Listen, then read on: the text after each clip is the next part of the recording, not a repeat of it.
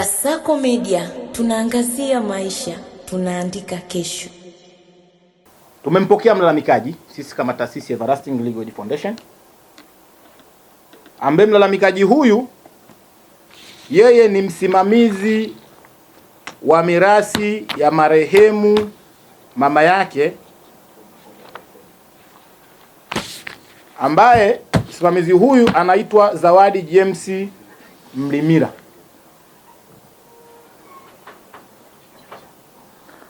Amekuja hapa akilalamika na kudai kwamba kulikuwa kuna migogoro ya muda mrefu kuanzia kipindi mama yake mzazi angali hai, na katika migogoro hiyo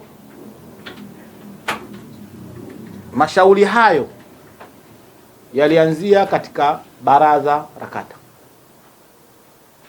ambapo kwa kipindi hicho baraza la kata lilikuwa lina mamlaka ya kutoa maamuzi ya kisheria kabla sheria kuweza kurekebishwa. Kwa baada ya mtu huyu kushindwa katika baraza la kata, ambaye anaitwa Pili M Kafuye, alikimbilia katika baraza la ardhi na nyumba la wilaya, akikata rufaa. Alieleza kwamba haki zake zimekiuka wapi, anaona haki haikutendeka wapi, na baraza la ardhi na nyumba la wilaya lilitoa maamuzi kwamba hoja zake hazina mashiko.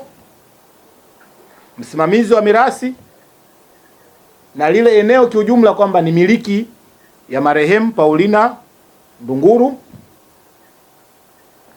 Baada ya hayo kutendeka,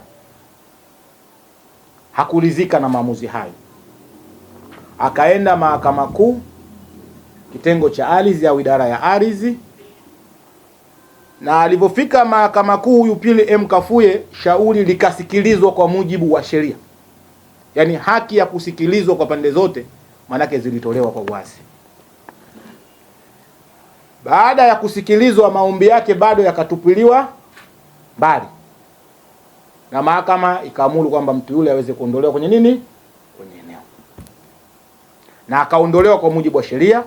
Ingaje mara pili akarudi tena, na alivyorudi tena akaona pia haitoshi hiyo mshindwa tuzo, akaenda Mahakama Kuu ya Rufani, yaani kwa Tanzania mahakama ya mwisho ya juu kabisa ni Court of Appeal, ambaye mbele ya majaji watatu. Ikiamua hapo, manake huna sehemu nyingine ya kufanyaje kukimbilia. Ilivyokwenda Mahakama Kuu ya Rufani mbele ya majaji watatu, Mahakama Kuu ikaja na msimamo wake. Waheshimiwa majaji, yani Justice of Appeal, akiwemo Jaji Mwarija, AG Mwarija, kuna Jaji Mgeyekwa, Justice of Appeal, wote hao, kuna Jaji Mracha. Kiangalia hii, wakaja na maamuzi kwamba maombi ya mshindwa tuzo au mdai ambaye ni huyu Pili M Kafuye hayana mashiko. Kwa bado mahakama ikaendelea kushikilia uamuzi wake wa mwanzo kwamba eneo hili ni mali ya mtu ya huyo Paulina Ndunguru, ambapo linasimamiwa na msimamizi wa mirathi Zawadi James Mlimira.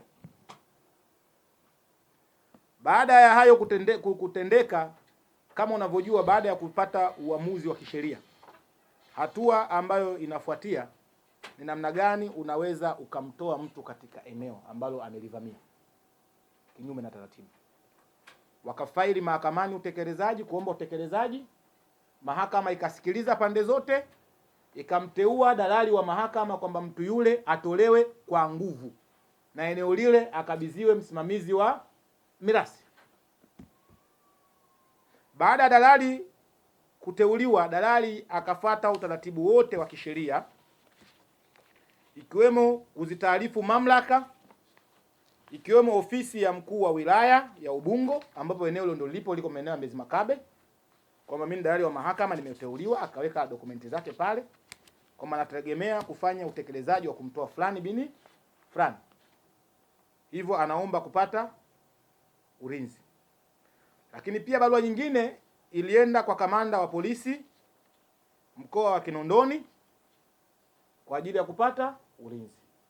Kamanda wa polisi mkoa wa Kinondoni baada ya kupata maombi hayo akamwandikia barua mkuu wa polisi wilaya ya Kimara na akamweleza kuhusu shauri la mahakama na akampa maelekezo kwamba ajiridhishe kama maamuzi yao ni halali, yapo katika rekodi za mahakama kabla ya kufanya utekelezaji, na akibaini ukweli manake atoe askari kwa ajili ya kutekeleza maamuzi ya mahakama, kwa kuwa kazi ya serikali na kazi ya vyombo vya ulinzi ni kusimamia maamuzi ya mahakama kwa mujibu wa sheria. Lakini sambamba na hayo, mkuu wa wilaya naye akamwandikia barua kamanda wa polisi akamfahamisha kwamba yeye amejiridhisha. Na uzuri, mkuu wa wilaya wa Ubungo kitaaluma ni mwanasheria, alikuwa ni wakili ambaye ni Albert Msando, ndugu yetu kabisa na ni mkongwe. Kwa bila shaka manake anaelewa vizuri, kwa sababu yeye ni ofisa wa mahakama. Yaani si kwamba useme ni mtu ambaye afahamu sheria, na anajua kabisa maamuzi ya mahakama yakishatoka kama wanavyosema hakutokuwa kuna B wala che, na mwiba uchomolewa pale ulipo ingilia. Yeye serikali hawezi kusema kwamba maamuzi yametoka mahakamani, mimi serikali nikaenda vingine na mahakama. Umeona? Kwa akamfahamisha RPC, na baada ya kufahamishwa basi vyombo vya ulinzi na usalama wakajiridhisha kwa pamoja, wakatoa ulinzi kwa dalali kwa ajili ya kwenda kumtoa huyo Pili Kafuye katika hilo eneo. Utekelezaji ukafanyika, dalali akapeleka mrejesho mahakamani na akamkabidhi nyumba hilo eneo msimamizi wa mirasi, kwamba sasa ile kazi ambapo mahakama imenituma mimi nimeshamaliza kazi yangu kwa mujibu wa sheria. Sasa baada ya hayo kutokea, kitu gani kimeleta sintofahamu? Hapa ndo kwenye mjadala wetu. Kitu ambacho kimeleta sintofahamu hivi karibuni, ndugu zangu waandishi wa habari, tumeona katika mitandao ya kijamii mkuu wa wilaya ya Ubungo akiwa na kamati yake ya usalama amefika katika eneo la tukio na ameeleza kwamba anamrudisha yule mama ndani ya eneo kwa maelekezo ya waziri mkuu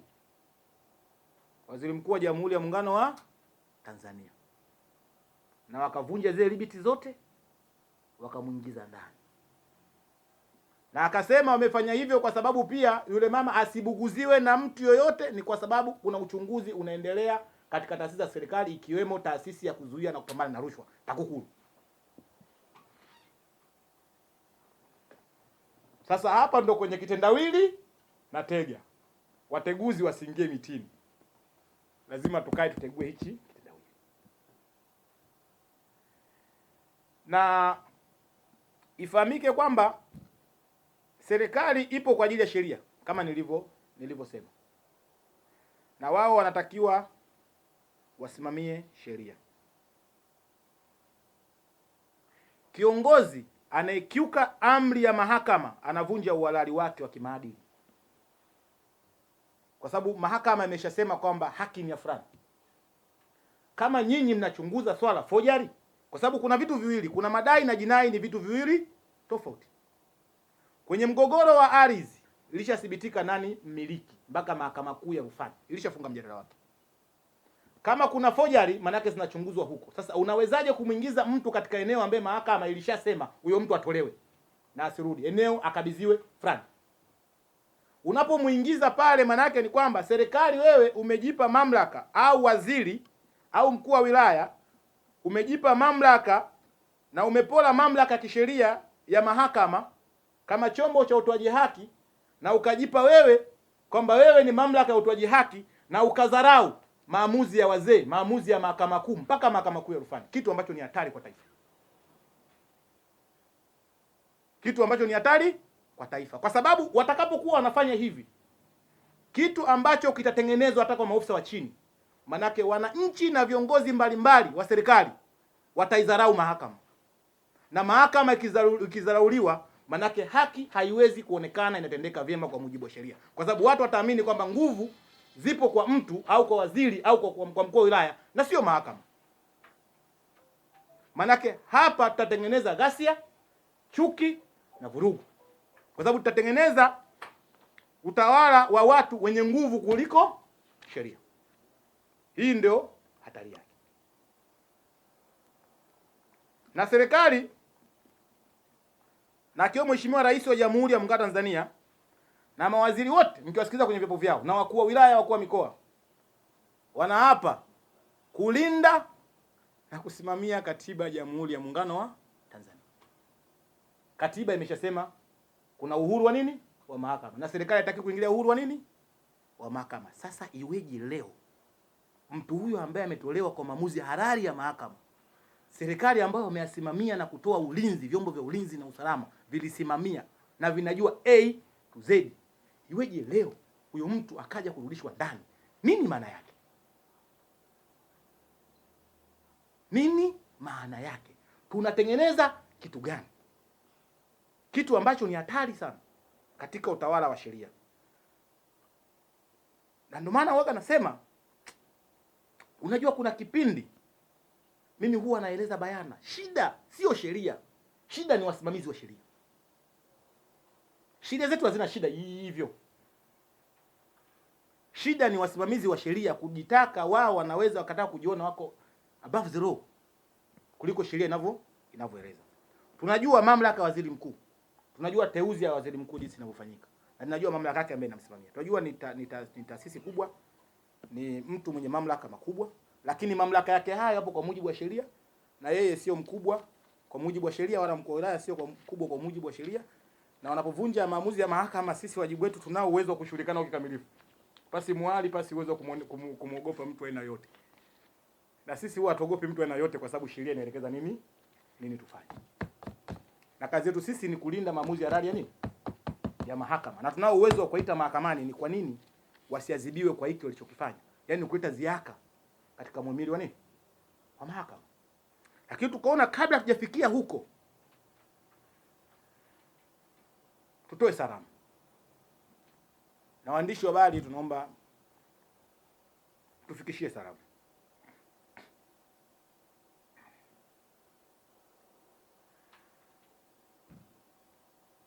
Na salamu hizi kwa jamii, umma na serikali, kwanza ifahamu, taifa halivunjiki kwa ukosefu wa sheria. Huvunjika kwa kutotii sheria. Yaani kama utotii sheria, maana yake unakwenda kuvunja nini? Unakwenda kuvunja nanilia? Kuvunja taifa. Kwa hiyo kupitia hili, kupitia maamuzi haya halali ya mahakama, tunaomba ofisi ya waziri mkuu na mawaziri wote, wakuu wa mikoa, wakuu wa wilaya, warejee kwenye mstari wake. Jambia lirudi kwenye ara yake, ili wasitengeneze sintofahamu katika jamii. Kwa sababu tunajua sisi hapa tulipo na malalamiko ambayo yanaendelea na tume ambazo zimeundwa, na ikiwemo tume za kijinai na tume nyinginezo ambazo rais mpaka leo zinafanya kazi. Malalamiko ya wananchi ni kwamba haki haionekani inatendeka vyema. Sasa kupitia hili, tukianza kushtakiana mahakamani, tukataka tumuite waziri mkuu na maafisa wengine wote, maana yake tuna haki kwa mujibu wa sheria. Wanaweza wakasema pia hawa ni wachochezi au wanafanya harakati. Unajua watu wanaweza wakatafsiri namna wao wanavyojua. Lakini na sisi tutakuwa hatuna budi, mimi na maafisa wangu wote, mawakili waandamizi, si ndio, kushughulika kwa mujibu wa sheria ili kulinda haki ya mtu kwa mujibu wa sheria. Kwa kabla hatujafika huko, hala mtu na jicho kile ambacho kimefanyika na mkuu wa wilaya, waeleze bayana kwenye umma kwamba kilikuwa kipo kinyume na utaratibu, na sasa serikali isimamie maagizo halali na amri halali za mahakama, na uchunguzi wa makosa ya kijinai hauasili mchakato wote wa madai ambayo yameshaamuliwa, kwa sababu hata leo ukisema wewe unachunguza, sijui umeelewa mpaka hapo ukaja ukabaini labda kuna forgery, bado uchunguzi wako hauwezi kubatilisha yale maamuzi ya mahakama, ni mpaka urudi huko huko mahakamani, hata kwa sababu makosa ya jinai anahukumiwa mtu amefoji, maana huyo mtu amekosea jamhuri. Kwa maamuzi ya mahakama yataendelea kusimama halali mpaka pale atakapotenguliwa na mahakama. Mwiba uchomolewa pale ulipoingilia.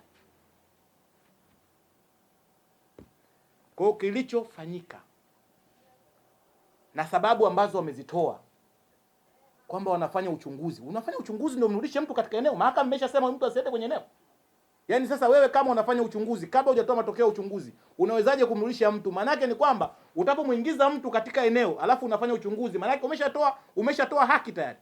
Umeshasema kwamba huyu amefanyaje? Ni mkosefu. Huyu ni halali. Kwa sababu uchunguzi huru ni kwamba asiwepo mtu yoyote.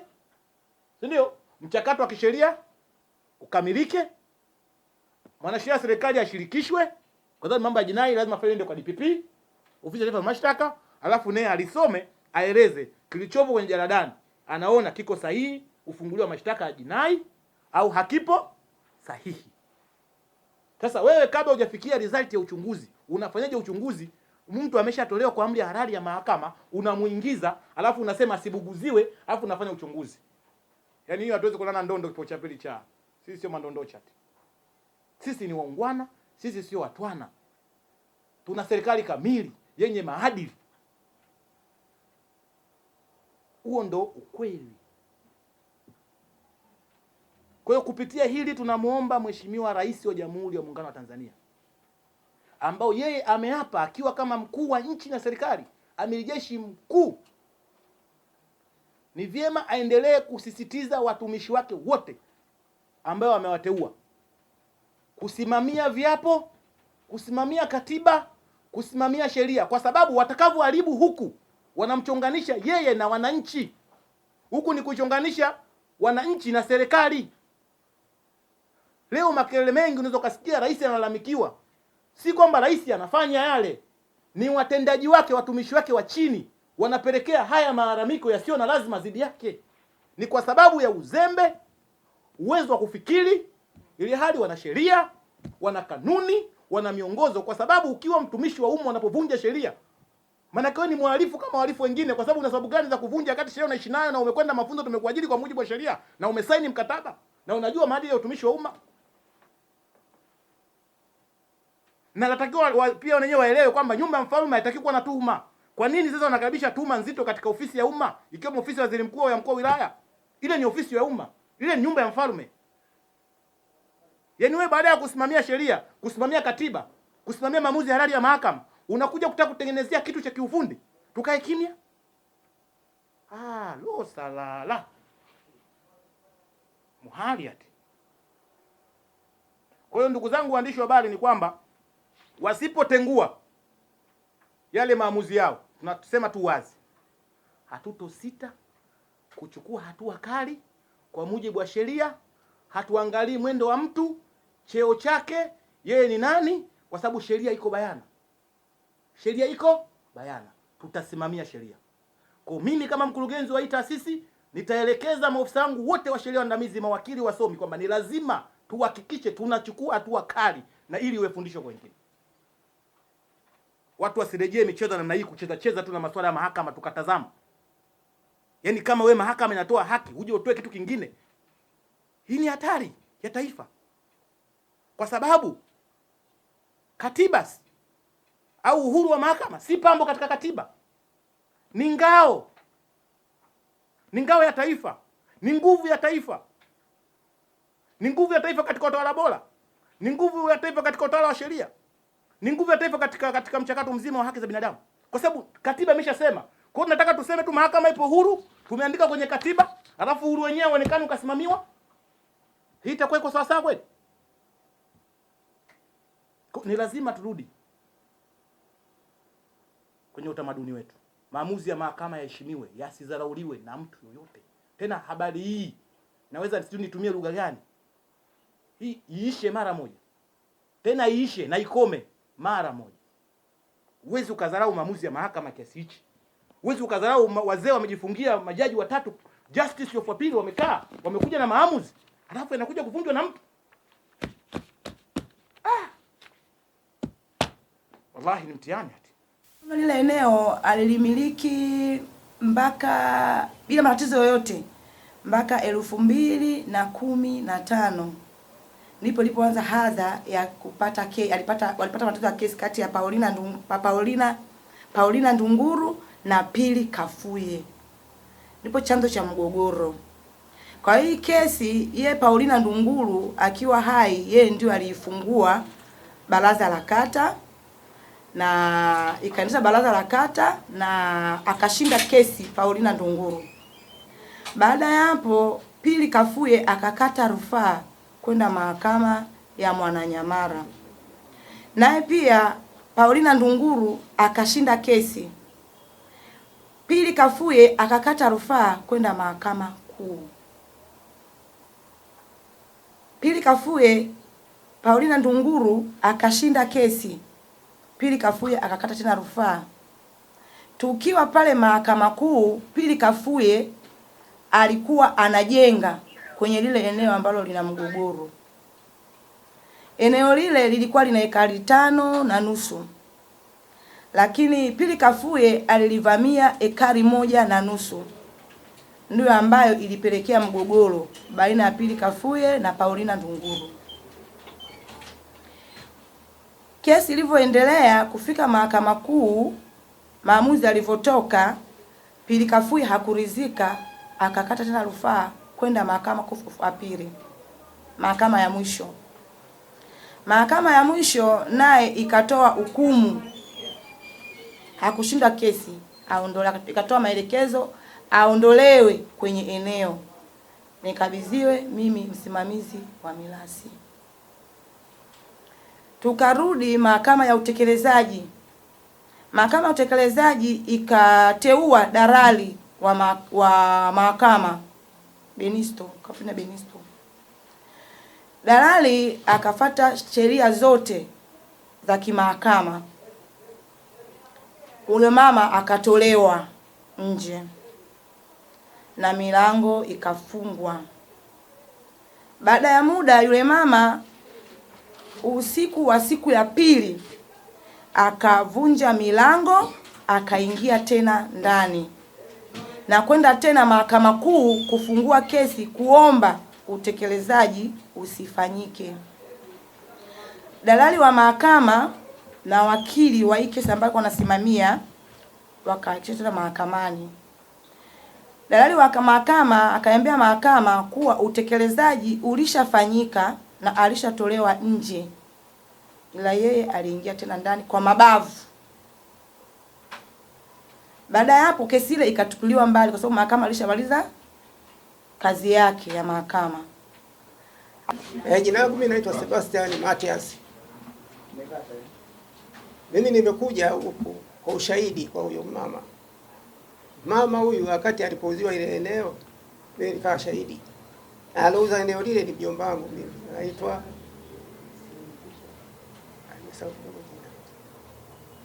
Mpenda Kula. Mpenda Kula ambalo muuze huyu mama. Alomuuze huyu mama. Alikuwa Mpenda Kula. Mpenda Kula. Jina halali. Jina halali kabisa.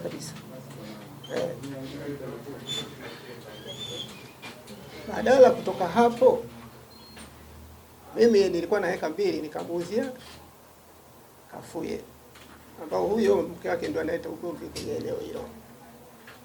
Heka hizo ziko kwa pembeni na huku ziko kwa pembeni.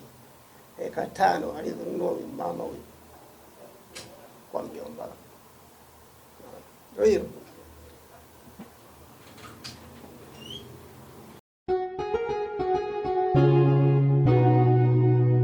Kasako Media, tunaangazia maisha, tunaandika kesho.